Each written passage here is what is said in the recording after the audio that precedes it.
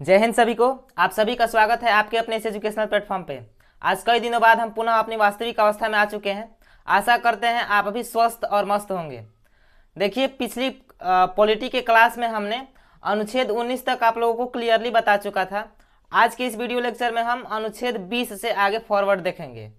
देखिए, अनुच्छेद 20 में आपको 3 प्रकार की स्वतंत्रता दी गई है। कितने प्रकार की?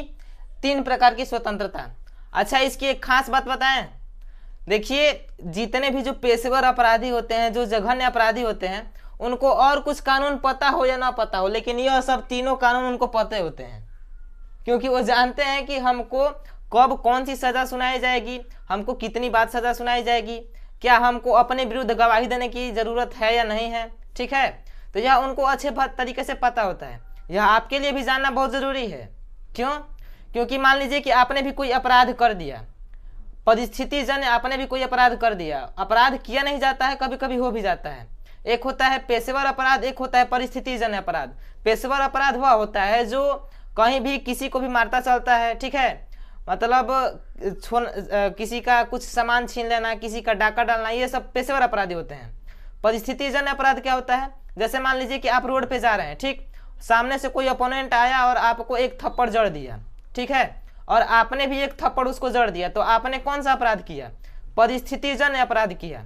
तो आपके लिए भी यह जानना जरूरी है कि हमने यह अपराध कर दिया तो हमको क्या क्या सजाएं हो सकती हैं, कितनी बार सजा हो सकती है। बात समझ में आ रही है? ठीक है, तो यही कानून दिए गए हैं इसमें 3 प्रकार के। इसमें पहला दिया गया है no ex post facto law. ठीक है, इसका टेक्निकल नाम है, इसको आसान भाषा में समझिए। देखिए, यह कहा जा रहा है कि अपराध के समय के कानून के आधार पर ही सजा सुनाई जाएगी।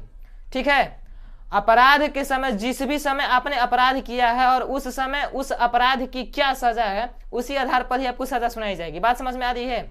उदाहरण के तौर पर मान लीजिए कि आपने परिस्थिति जन्य किसी का हाथ तोड़ दिया। ठीक है, तो अगर मान लीजिए कि हाथ तोड़ने की सजा आज जो है मान लीजिए कि 5 साल की जेल है। ठीक है, तो आपको अगर 10 साल बाद भी केस की सुनवाई हो रही है और 10 साल बाद मान लीजिए कि एक और कानून आ जाता है कि अगर किसी ने किसी व्यक्ति का हाथ तोड़ा है तो उसको फांसी की सज़ा सुनाई जाएगी। ठीक है, तो आपको फांसी की सज़ा नहीं मिलने वाली। क्यों? क्योंकि जिस समय आपने अपराध किया है उस समय क्या कानून था कि अगर हाथ तोड़े हैं तो 5 साल की जेल होनी चाहिए। ठीक है, तो आपको 5 साल की जेल ही होगी। ठीक है, इसका एक और पहलू है। मान लीजिए कि पहले के कानून जो भी हो, पहले के कानून जैसे अब मुगलों के समय में यह होता था कि अगर हाथ तोड़ दिए तो उनका भी, जिसने भी हाथ तोड़ा है उसका भी फिर से हाथ तोड़ा जाएगा, हाथ के बदले हाथ। ठीक है, तो अब ऐसा थोड़ी होने वाला है। अगर आपने किसी का हाथ तोड़ दिया है तो आपको हाथ नहीं तोड़ा जाएगा, आपको 5 साल की जो उस समय की सजा है उस समय के आधार पर आपको सजा सुना दी जाएगी। बात समझ में आ रही है? ठीक, इसमें दूसरा है एक अपराध की एक बार ही सजा की जाएगी। ठीक है, जैसे कि 5 साल के आपने जेल गया हाथ तोड़ने के अपराध में। ठीक है, तो आपको बस एक ही बार सजा सुनाई जाएगी। ये नहीं कि 5 साल बाद आप निकल गए तो फिर से कहा जाएगा अरे तुमने तो हाथ तोड़ा था ना, फिर से अब जेल में चलो। ऐसा कुछ नहीं होने वाला है। ठीक है, तो यह क्या है, इसको टेक्निकल नाम जो कोर्ट में नाम लिया जाता है नो डबल जीबॉडी। ठीक है, मतलब एक अपराध की एक ही बार सजा होगी, उसकी 2 बार सजा नहीं होगी, डबल ड्यू बॉडी नहीं होगी। बात समझ में आ रही है? तीसरा इसमें दिया है नो सेल्फ इंक्रिमिनेशन। खुद के विरुद्ध आपको गवाही देने के लिए मजबूर नहीं किया जाएगा।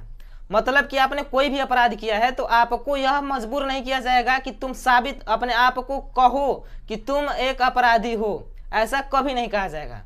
हालांकि पुलिस थाने में ऐसा करवाते हैं कि तुम कबूल करो कि तुमने यह अपराध किया है। पुलिस के सामने कबूल किया हुआ गवाह आपको नहीं मतलब गवाह जो दिए होते हैं पुलिस के सामने वह मान्य नहीं होता है, इतना बात याद रखिएगा। ठीक है, तो चुपचाप पुलिस के सामने अगर कुछ कबूल करना है कि नहीं हमने यह गलती किया तो हाँ किए हैं, कोई दिक्कत नहीं है। ठीक है, लेकिन यदि आप कोर्ट में चले गए तो आपको वहाँ पे अच्छे तरीके से पूछा जाएगा और आपसे पूछा जाएगा कि क्या किसी ने, पुलिस वाले ने दबाव दिया है, तो वहाँ पे आप कह सकते हैं कि हाँ भाई हमको पुलिस वालों ने दबाव दिया तो हमने मतलब जानबूझकर कबूल कर लिया। बात समझ में आ रही है? तो खुद के विरुद्ध गवाही देने के लिए आपको मजबूर नहीं किया जाएगा। ठीक है, आपको यह स्वतंत्रता दी जाती है कि आप अपने विरुद्ध आपने कितना भी बड़ा गलती किया हो आपको गवाही देने के लिए कभी भी मजबूर नहीं किया जाएगा। बात समझ में आ गई? एक बार फिर से देख लीजिए। एक अपराध की एक ही बार सजा होगी, ठीक है। अपराध जिस समय आपने किया है उसके आधार पर ही सजा सुनाई जाएगी, उसके पहले वाले कानून या बाद वाले कानून के आधार पर सजा नहीं दी जाएगी। और तीसरा यह है कि आपको खुद के विरुद्ध गवाही देने की कोई ज़रूरत नहीं है, आपको कोई दबाव नहीं देगा। अगर इसका स्क्रीनशॉट लेना चाहे तो ले सकते हैं, ठीक है। आई होप आप लोगों को यह क्लास बहुत ही अच्छा लगा होगा, ठीक है। मिलते हैं फिर से अगली क्लास में, तब तक के लिए जय तु भारती, जय तु संस्कृति।